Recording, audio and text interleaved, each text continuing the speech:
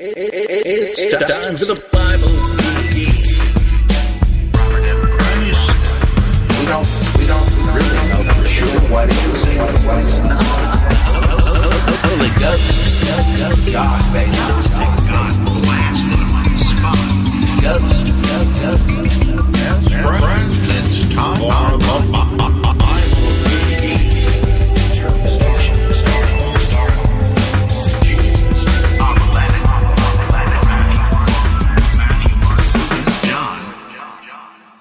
It's time for the Bible Geek. Well, it's Cinco de Mayo here on the Bible Geek, and I'm that geek, Robert M. Price, also a geek on other matters, and I got to admit, I don't feel much like celebrating any Cinco de Mayo for the simple reason that I'm a big fan of Napoleon III, Emperor of France, who made a valiant attempt to restore the glories of the Napoleonic Empire created by his uncle, I believe, Napoleon Bonaparte, and big fan of his also. And of course, for Napoleon fans, May 5th is a day to mourn because that's when Napoleon III's government got chased out of Mexico. So others are drinking it up and rejoicing and all that in the streets today, but not me. Vive Napoleon! Anyway, let's see, I got a whole bunch of questions because I've been away and I've been busy writing a couple of books and so forth. Oh boy, lots to do these days, but I do want to get back to it, and just so I don't forget, because I probably will otherwise, let me just make a humiliating pitch for any support you can give the old geek on paying his mortgage this month. But enough said about that. Thanks for your support, just listening to the darn thing, which I appreciate very much. Here is a mini Reuven geek here, because I got a few questions from him. Says, my question concerns a possible connection between King David and King Jeroboam, the successor in the north, upon the rejection of Rehoboam the unworthy in the book of Samuel, 2 Samuel 8, 9 through 10. Of course, that's not the book in which Jeroboam becomes king. This is a mention in 2 Samuel, perhaps earlier, about the same man. It says, now when Toi, I don't know how you say that, T-O-I, king of Hamath, heard that David had defeated all the army of Hadadezer, Toi sent Joram his son to King David to greet him and bless him because he had fought against Hadadezer, which means Hadad, the Baal Hadad is my help, and defeated him, for Hadadezer had been at war with Toi, and Joram brought with him articles of silver, of gold, and of bronze. Is it possible for this same Joram, who converted to Yahweh worship, hence the name change from Hadoram to Joram, right, to be the same man as King Jeroboam? I suppose anything's possible if we're even dealing with history at this point. I think King David is kind of like King Arthur. But assuming you take the narrative straight, the thing that would make me doubt this is that when we meet Jeroboam, he is a foreman on Solomon's labor crews, which seems a little odd if he was a royal prince. So that would make me wonder. But again, who knows what's lurking in the background. We're not hearing the whole story, whether it's history or fiction. Okay, another one from the erudite Reuben. He says, concerning the Septuagint, in the Septuagint, the book of Samuel and the book of Kings are grouped together as first through fourth kingdoms. Did the translators work from a Hebrew version that grouped these books knowing their origins? Or did the translators realize their provenance and group them? Or is it an accident that they align with scholarly consensus? I really have no way to do more than guess. I'm kind of leaning, though, toward the idea that it's a coincidence that they notice the commonality and the continuity between these books, just as von Rad and Note and others have in the modern period, by dubbing them the Deuteronomic or Deuteronomistic history. And but I suspect that the well, I say it's a coincidence. I mean, in the sense you've said, that there is the underlying unity, but not everybody grasps that, since we read them divided into books. And did the Septuagint translators or the editor of the Hebrew work they used understand this, or did they preserve it? I guess that's the point. Did they say, this looks like one massive account, so okay, we'll divide it up into parts 1 through 4, but we'll give it a common name because of that? I tend to think, they did, but they didn't see the whole picture, because as Note and von Rad saw, the thing begins with Joshua. In a sense, it begins with Deuteronomy, because those who constructed the Deuteronomic history of Joshua, Judges, Samuel, and Kings, they seem to have added the book of Deuteronomy, the core of it, the legal material, in as a kind of a prologue to their history, because in the history you could see the philosophy or the theology of history, and with the curses and blessings and all that played out the way they constructed the history.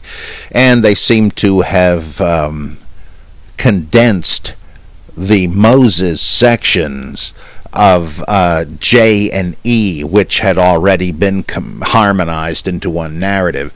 So if they were working with a Hebrew original that simply preserved the integrity of the Deuteronomic history, we'd have, I think, 1st through 6 kings, but we don't. I guess they didn't notice how it all comes out of Joshua and Judges, at least so we think. And another concerning the Old Latin order of the Gospels. The order before Jerome corrected the Latin text was Matthew, John, Luke, Mark. At first glance, this appears to be rooted in the traditional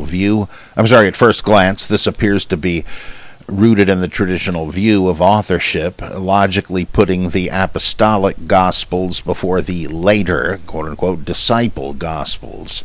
I have questions on this. Why would Luke be placed before Mark in this order? Peter is Mark's source, and Mark wrote before Luke. I mean, according to the traditional ascriptions, right? What the early church thought. Peter is Mark's source, and Mark wrote before Luke, so it would follow he would come before Luke in the order, as Matthew does with John. Also, what is the actual origin of this order? Is it possible that Mark and Luke were suspect Gospels, being so close to Paul-Simon-Marcion, they were not accepted until later and hence added after Matthew and John? Also, considering Polycarp's prologue in Luke Acts, assuming with me that Polycarp is the editor of our 27th book New Testament, padded out the earlier gospel into canonical Luke and wrote Acts. Okay, how could Luke ever be placed before Mark, since that prologue is unambiguously referring to Matthew and Mark as earlier gospels that did not give the full picture? Would the prologue have been excluded at that point, allowing for a post-Luke Mark gospel? That is it possible that originally this prologue to Luke wasn't part of it, and as Conzelman says, so that it didn't necessarily refer to a bunch of previous but incomplete inferior gospels. Lastly, what influence, if any, would Irenaeus have had on this order? Yeah, that I can't really even guess at, but Some have thought it was really Irenaeus who set up the list of 27 books, Irenaeus being a confessed disciple of Polycarp. It's conceivable. Let's see. I think that it's possible that Luke precedes Mark simply by length, because pretty consistently you have this ancient predilection for putting the longer works first and going down to the shortest. And I guess it's not absolutely consistent, but you have notable examples of that even in the Quran, where it's the longest to the shortest, regardless of plausible chronological considerations. So it may simply be that Mark is the caboose, being considered redundant anyhow, as just an abbreviation of Matthew, as Augustine thought. So that would be my guess, that they were doing it a favor by including it at all, and that because Mark perhaps originated in the Roman Church. So it's really the same question as if you had about all of Mark between Matthew and Luke. Why do you still need Mark? If you have all of Q pretty much preserved in Matthew and Luke, why do you need Q? Q got dumped because it didn't have any influential church behind it, and which kind of fits given the content of it. Let's see. Why would Luke come before Mark? Well, if Mark was thought to be heretical in some way, especially if our version was a trimming down from secret Mark. And again, I'm so torn on that, because it makes a lot of sense if there was this earlier version of Mark, but on the other hand, there's quite a case that it's a modern hoax. So I don't know, but I think, strangely enough, the heretical character of it, I mean, it seems kind of like Cerinthus, Mark does, with the Spirit descending into Jesus at the baptism, and the voice telling him as if he didn't know that he is now, henceforth, the Son of God, and so on. Some folks didn't like that, but I think they liked John even less because of its pronounced Gnostic character, and before they padded it out, as they padded out the earlier Luke to make it less Marcionite. I think John became apostolic, got to be ascribed to an apostle, as an extreme reaction, like an equal and opposite reaction to those who didn't want it in the canon at all, because they thought Cerinthus had actually written that one. I compare it to the reaction of the rabbis to the doubts that the Song of Solomon belonged in the biblical canon, because it doesn't really talk about God, and it's a love poem and so forth, and it even preserves traces of its origin as the liturgy of Ishtar and Tammuz. Because it was suspect, and it had even been used as a drinking song in the taverns, one of the great rabbis, I forget who, said, oh, no, this in fact is the Holy of Holies in the Scripture.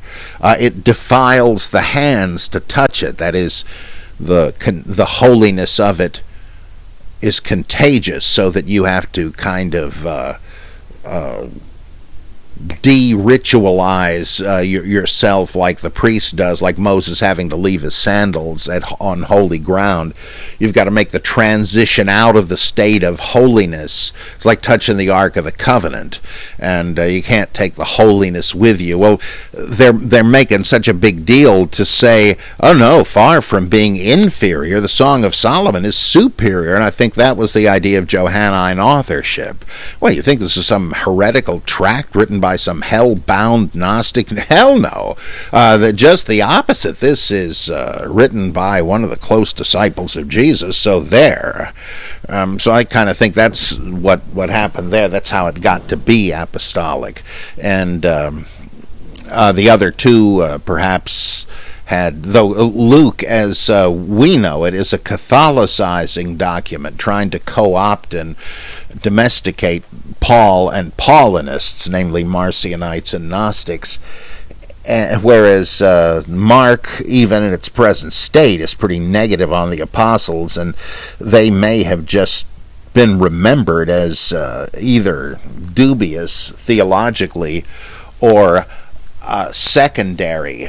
In other words, the position of these two Gospels after the others in this order may be kind of analogous to the writings, the third section of the Tanakh, right, where you have a late sort of history, which chronicles Ezra and Nehemiah, which is it bears the same sort of relation to 1st and 2nd Samuel, 1st and 2nd Kings, as Luke does to Mark, right, and heavily rewritten. And too late to have made it into the former prophets, the historical books. You have Daniel, which is kind of a prophetic book, but more apocalyptic, and too late, way too late, to have made it into the rest of the prophets, so it's not part of the sub-canon of the prophets. I think that might be the best way to understand the secondary position of Luke and Mark in this order of the Gospels. Interestingly, virtually, if not literally, in all the gospel collections we have in manuscript from the early centuries, Matthew is always number one. Everybody loved Matthew because of its systematic treatment. It was like a handbook on many topics. Of course, it was written that way both to serve as a new Christian Torah and to be a reference manual for missionaries to the Gentiles. So everybody loved that one. Let's see. Okay, and I think this is also from Reuven. He says, Rabbi Dr. Mark B. Shapiro writes, soon after Rosh Hashanah 2014, Art Scroll released the first volume of its Mikraot Gedalot Humash. I hope I'm saying that right. Probably not. I'm sure any Hebrew speakers are cringing right now. It is a brilliantly typeset edition, completely punctuated. The response was so positive that within a month the volume was reprinted, and it would not be a surprise if the Art Scroll version became the new standard. One of the new elements of this edition is that Rashbam's commentary to Genesis chapter 1 is included, which is not the case with the older edition. It is found in the Mossad HaRav Kuk Torat Haim Mikrayot Gedalot. Sorry about that again. The Rashbam's commentary is taken from the Razin edition, which is where the commentary to Genesis chapter 1 first appeared. In his commentary to Genesis chapter 1, Rashbam advances the notion that according to the Peshat, the plain meaning of the Torah, the day does not start in the evening but in the morning. This is only one of many examples where Rashbam's commentary explains biblical verses in accordance with the Peshat and in opposition to the accepted rabbinic understanding. He even states that according to the Peshat, the commandment of Tefillin, the phylacteries, in Exodus 13:9, is not to be understood literally. That is, binding the Torah on your forehead and so on, which Orthodox Jews, some, I guess, literally do. They'll take a mini scroll. I mean, I've got a teeny mini scroll of the Isaiah Dead Sea Scroll up on the shelf in front of my Imhotep the Mummy action figure. You put it in a little leather box and make a headband out of it. Well, he's saying, well, no, it just means keep it in your mind all the time. So, not to be understood literally. Of course, Rashbam put on Tefillin, but in this case he was only explaining what he thought the Peshat was. The actual meaning. In other words, if I can intervene here, that he understood this to be a kind of a symbolic, artistic extension or application of what the text really meant. Okay, similarly, he began Shabbat in the evening, not in the morning, but this did not stop him from offering a peshat, literal exegesis, that differed from the halakha, the Jewish law. For some reason, Art Scroll finds this difficult to take and therefore decided to delete all of Rashbam's problematic comments regarding the beginning and the end of the day. I repeat, since I know this will be hard for people to believe, this is all still this quote, Art Scroll omitted portions of Rashbam's commentary from its Mikrayot Gedolot. Let's see. Well, I am not in favor of censoring or suppressing any text unless you have to abridge it, where that, that's a whole different issue.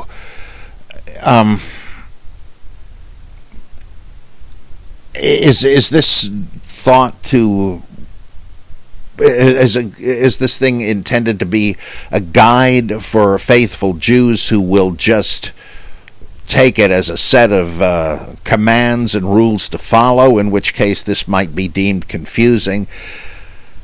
I don't know. You got to give the readers some credit. I don't see how. I mean, the whole logic of embellishing the Torah and unpacking it kind of admits, does it not, that the literal sense doesn't include the applications, the extrapolations, but that there's nothing wrong from extrapolating in order to apply it in practical terms. So I'm a little surprised they would take that approach.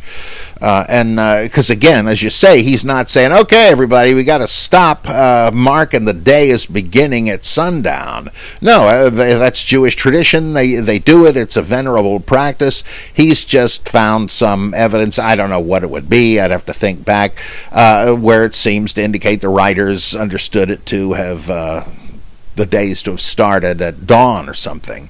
I don't know how many Old Testament references there are to the day beginning at sundown, other than there was evening and morning the first day in Genesis 1, as you point out. But that needn't reflect the way everybody looked at it, and maybe there are vestiges of an earlier, more popular view. I don't know, though. I'm all in favor of new editions of old text. That's good to hear. Thanks, Reuben. Matthew, Pittsburgh, PA, he says, I'm sure you've heard the news by now. He says that Marcus Borg passed away last week. As you know, I've got like over 40 pages of questions here. This is old. Sadly, Marcus Borg perished some time ago now. I've heard you mention him a few times on the podcast, and I seem to remember you referencing his work in one of your books. His book on the Lost Gospel, Q, was one of the first works of biblical criticism that I had read, and it started me on the path to Bible geekdom that I walk to this day. It would be nice to hear your thoughts on Dr. Borg and his work. You know, Matthew, for a second there, I thought you're confusing him with Burton Mack, who thankfully is alive and well, who wrote the book of Q, The Lost Gospel, the book of Q and Christian Origins. But then I realized that Marcus Borg had done a slim volume compiling Q. I thought Marcus Borg was just a very terrific person, a sweet-spirited man. I liked him a lot. I knew him a bit from the Jesus Seminar.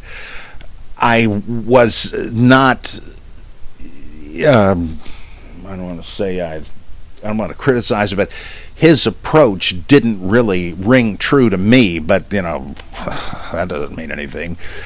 He wanted to give credit to some of the shamanistic seeming features of Jesus and his foreknowledge and his miracles and all that by giving credit to anthropologists' reports of shamans and so forth who are said to do pretty amazing things, and with healing and native medicine and all that sort of stuff. I hesitate. In principle, I go along with that because the principle of analogy calls for that. If you see certain things going on today, like demon exorcism, right? That happens in plenty of churches. Then you can't say that this is got to be ruled out when we see it in the Bible. Of course, that has nothing to do with the supernatural, right? Because whatever it is, if it's abnormal psychology, if it's psychodrama therapy, which is what I think it is, there's no reason to think it didn't work back then too, as it sometimes seems to today. Are there actual demons? That's a whole other question, right? I don't think you need demons to explain it. But nonetheless, should we dismiss the notion that Jesus was a faith healer? Well, I don't know why, because there are plenty of them today, right? Oh, yeah, but a lot of these guys are hucksters. Well, I'm sure there were then too, but I think there are plenty of people that really think they are healing the sick.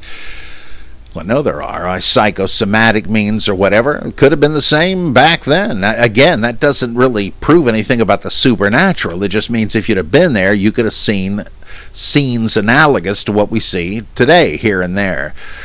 But so maybe he took it in a phenomenological sort of a way, the appearances.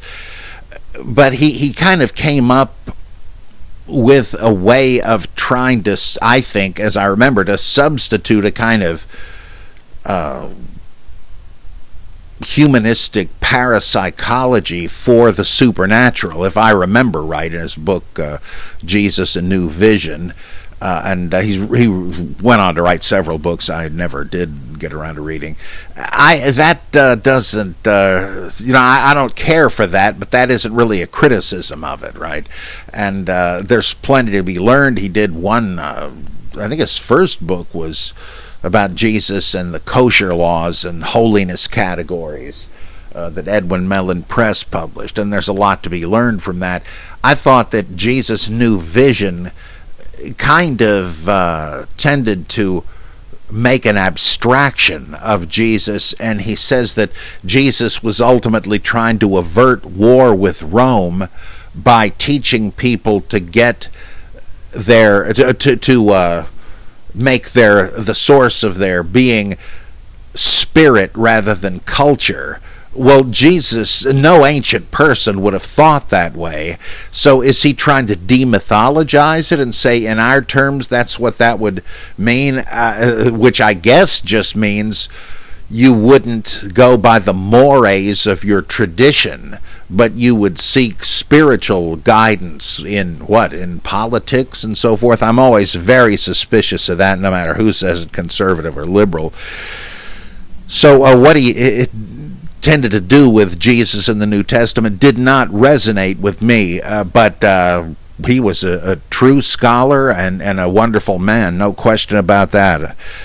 In my opinion, there are very few bad guys in this field, and there are people I agree with or disagree with more or less, but I always am eager to learn what I can from them, and Marcus Borg was certainly a terrific person that it's so sad we have to do without now, but he still lives in his books, and that's maybe the most you can hope for. Let's see. Martininus Hibernia sends greetings to his most learned geekiness. Hibernia, I guess he means he's Irish. So I was reading the Gospel of Peter the other day and noticed that the English translation by Raymond Brown does not use the word Jesus once. Throughout he's referred to as the Lord. Is this unique to Peter? Pausing there. I think it is. Of course, we just have a fragment of it, right? But still, you do have the passion as well as the resurrection, some of it in there. Otherwise, you could say, well, it's the Lord once he is made the kurios at the resurrection, but I wouldn't place much money on that bet. I'm guessing that there's either a tendency to really deify Jesus here and to recall Adonai from the Old Testament, or that Jesus' name was too holy in the mind of this evangelist, and so he just referred to him as the Lord. But it's interesting that in the Shepherd of Hermas, we also have Jesus depicted as the Son of God and an archangel implicitly, and he is never referred to by name as Jesus. And this all brings back oh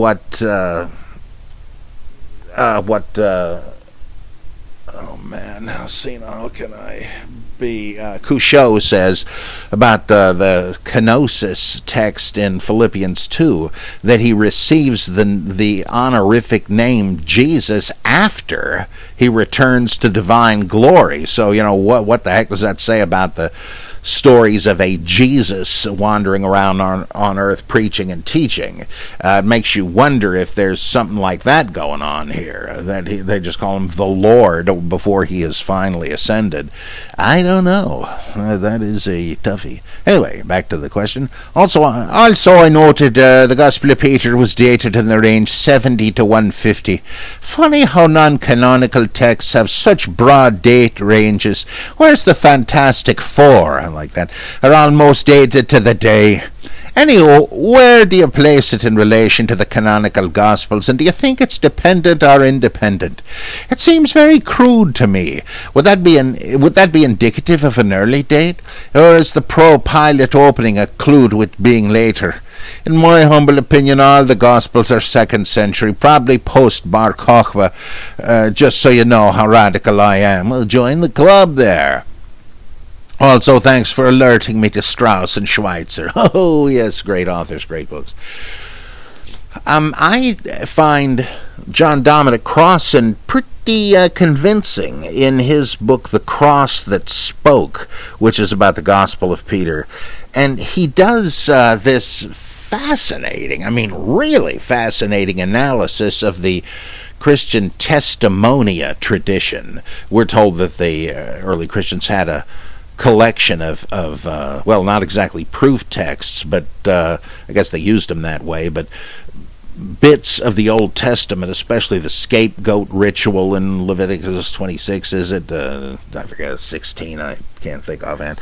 And various bits like they shall look upon him whom they have pierced from Zechariah, and so on and so forth. And Crossan goes through the details of these select passages and show how they continue to reappear in the Mishnah and in the Epistle of Barnabas and so forth, and how there's this growing tradition that appears eventually to morph into the passion narrative of Jesus in surprising detail.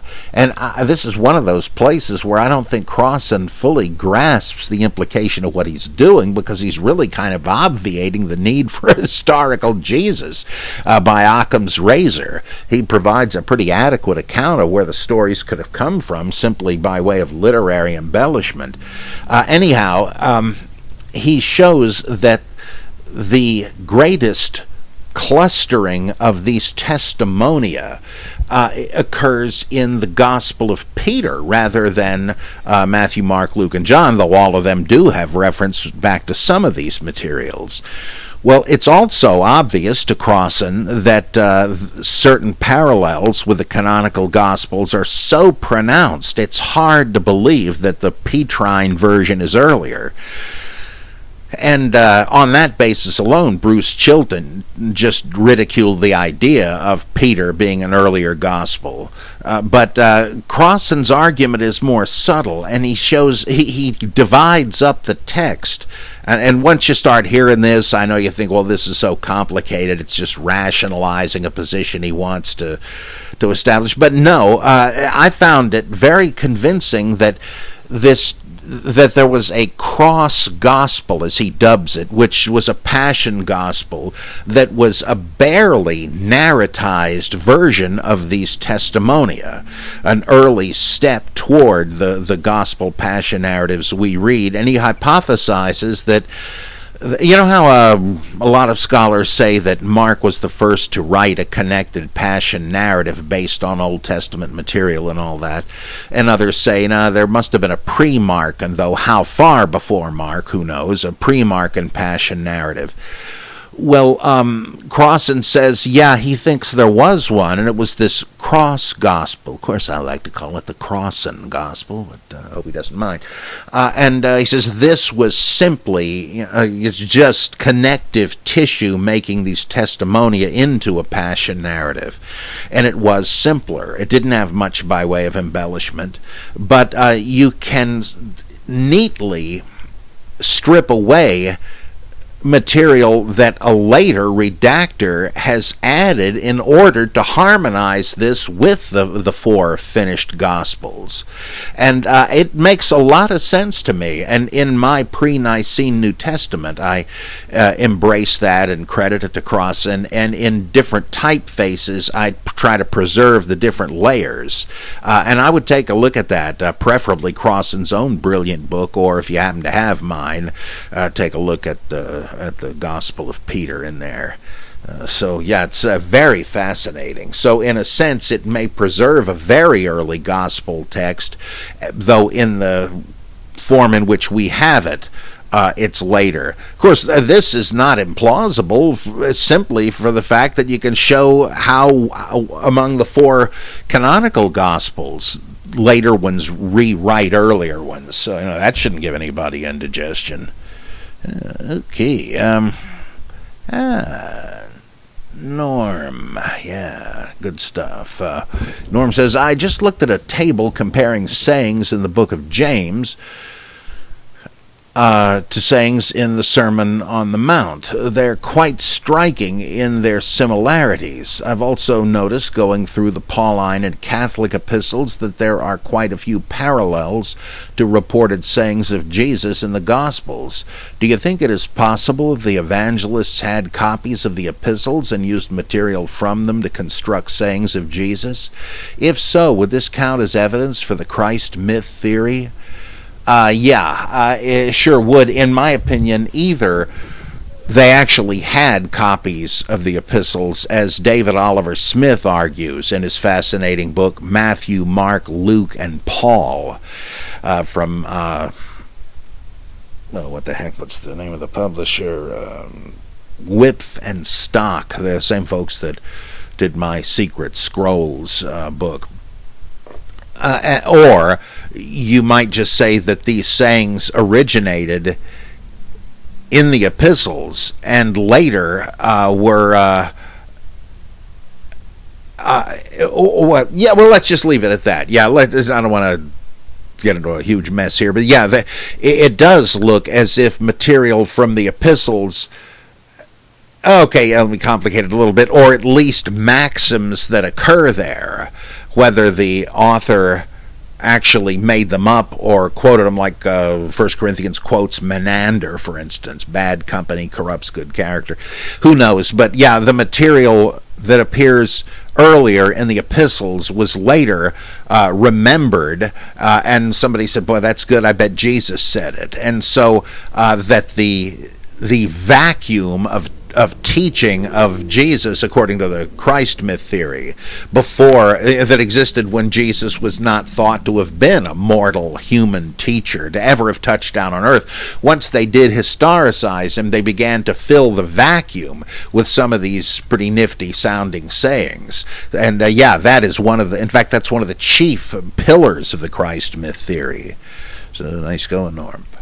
Norm also says, I recently had occasion to read the Epistle of Diognetus and was struck by this odd passage at the start of the second chapter. A translation from the internet tubes reads, the Jews then, so far as they abstain from the mode of worship described above, do well in claiming to reverence one God of the universe, and to regard him as master. But so far as they offer him this worship in methods similar to those already mentioned, they are altogether at fault. He goes on, and it gets pretty grossly anti-Jewish from there. It seems odd to me that any Christian who believed that Jesus was the Jewish Messiah predicted by the Jewish prophets and the Jewish scriptures could be so badly informed about Jewish beliefs that he would resort to this sort of on the one hand, on the other hand equivocation about the prohibition on sacrificing to graven images. That's Judaism 101, and you'd have to be pretty ignorant of the religion not to know it, right? Let's see. Yeah, but you can, like Luke seems to have trouble getting straight what the Torah said.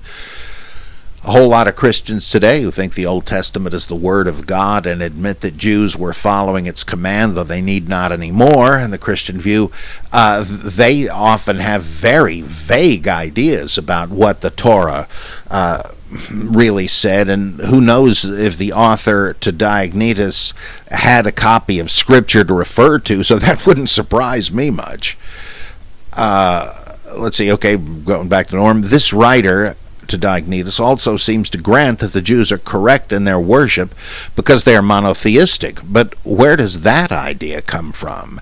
Maybe it's Middle Platonism, but it sounds anachronistically Islamic to me, as in the Quran, Surah 5, verse 69. Those who believe in the Quran, those who follow the Jewish scriptures, and the Sabians and the Christians, any who believe in Allah and the last day and work righteousness and do righteousness, on them shall be no fear, nor shall they grieve.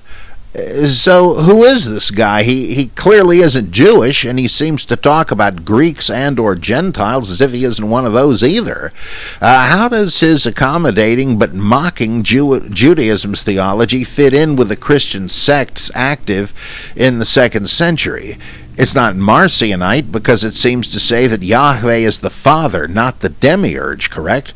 Who else might this have come from? I think that you just have to realize it was a boiling cauldron of half-formed ideas, that there's this general notion of, this general tendency to unyoke Christianity from Judaism and from the Old Testament, and almost to treat the Old Testament the way certain, like the way the Greek Orthodox Church views Greek philosophy, that it was kind of Christianity before Christ, but in a vague and clouded way, so that, yeah, it was on the track, but they were, like it says in Acts 17, groping for the truth. Whereas Gentiles often in Christian parlance meant non-Christians, just like Mormons use it that way. So that's hard to tell, who he means. But I think generally you have a guy who belongs to the type of Christianity that says you don't have to keep the ceremonial laws, even though God gave them, or they say he did. And let's find some way of discounting them, though admitting the element of truth that's in there. Let's see.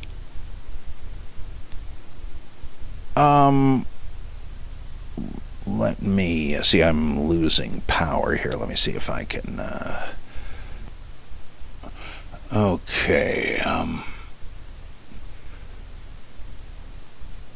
Norm again. This next bit depends on my inferences above, so if I've got that wrong, this is probably way off. But if you'll permit me some wild speculation, can we even be certain this is a 2nd century text? I've come up with 3 other possibilities. First, might this passage be much earlier and represent a Gentile belief in a heavenly Christ before that sect had merged with a separate Jewish Jesus movement that emerged from a group like the Zealots or Essenes or what have you? If so, does that support Burton Mack's reconstruction of the early Christian church as coming out of 2 different groups, the Christ cult and the Jesus movement? And of course, Norm Mack posits several of each of those. Right? Okay.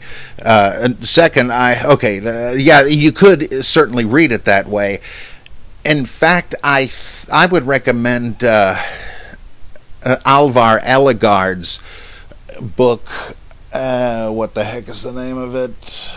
There's so many of these things with inevitably similar titles. Oh man, I'm looking at the shelf. I don't know if I can't seem to spot it offhand. But Alvar Ellegard, which I think is Ellegard, I would take a look at his work. He's kind of like G.A. Wells, but in suggesting that the apostolic fathers do not talk about the historical Jesus as we know him, but are thinking of a more ancient figure, and that would sort of approach what you're saying. I read this many years ago now, but I would take a look at that. I think you could easily work it into that, in the same way that I think the Nag Hammadi Apocalypse of Paul seems to attest to the hypothetical period in which Paul was the Savior and the Christ. Okay, a second, Norm says, I read in the translator's introduction that the epistle represents a 2nd century development of the tradition that produced the Johannine writings. This because of how the author speaks about the Logos. The 2nd century date seems questionable to me, though. If that's the case, hostile to the Jews as he is, John cites Jewish scripture all over the place in his gospel. It seems like it would take at least a couple of generations of leaders for a group with that pedigree to produce an authoritative teacher who doesn't appear to know that Jewish law prohibits sacrificing to idols. And even given a conservative dating of John to the late 1st century, that pushes us almost to the 3rd century at the earliest. But if that's the case, what group might have produced something like that in the 3rd century? And might that tell us something about their predecessors?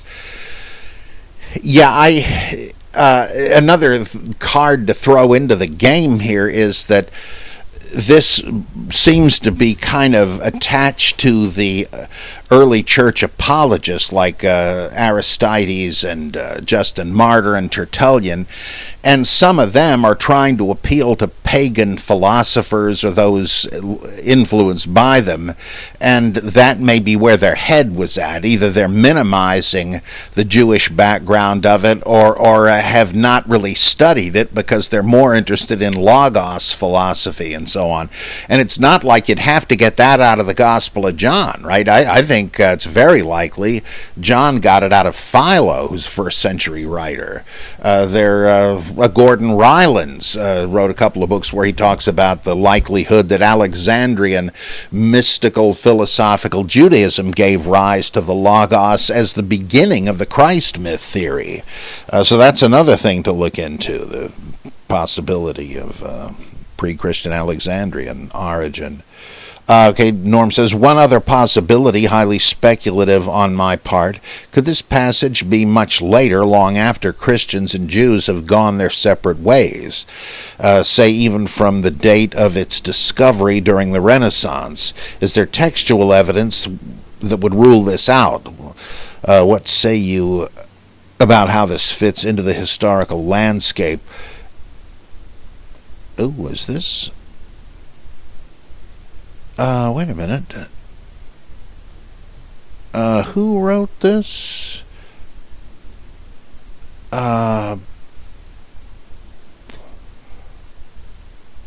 Okay. I'm sorry. Norm is the one that asked about the use of epistle sayings by gospel writers. That was that. I have the same typeface here and no real separation between paragraphs. So this last I've just read is from Jason Quackenbush, whom we've heard before. I am never hostile to the idea of a very late date for some of these works, wondering if they might be relatively modern, pseudepigrapha. Some, I think, some alleged discoveries are. But this doesn't really have that much surprising in it to see why anybody would write it that way.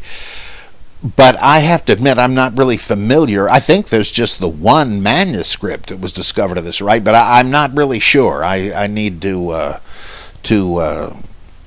check this out. I'm not sure why they take it that way. Like, for example, in the epistles of Ignatius of Antioch, Lightfoot, Westcott, and Hort, and all these guys in the 19th century thought that, these are authentic from the Bishop of Antioch writing in the early 2nd century, though John Calvin, centuries before, had dismissed them as a Catholic forgery. And I think the Tübingen scholars were right, that Calvin was right. And so that doesn't make them medieval, but it makes them later and spurious. However, we don't even know who's supposed to be the author of the epistle to Diognetus. So that makes it a little less likely that this was a pseudepigraph, since there's no pseudonym. Right? I'm guessing it's just a guessing game as to when it was written. I'll see if I can find out more about that, though, Jason. Well, I guess I better say hasta la vista, whatever that means. But I hope to be back with you pretty soon again on another exciting episode of the Bible Geek. And let me just warn you that my book Moses and Minimalism should be out in a couple of weeks from Intellectual Press, and I'll let you know when it's available and stuff like that. I think you're really going to get a huge kick out of it. So thanks for being with me again, and if you can scrape up a few bucks to help the old Bible Geek stay put here, sure would appreciate it. If not, don't worry about it. I won't. Thanks again. I'll see you next time.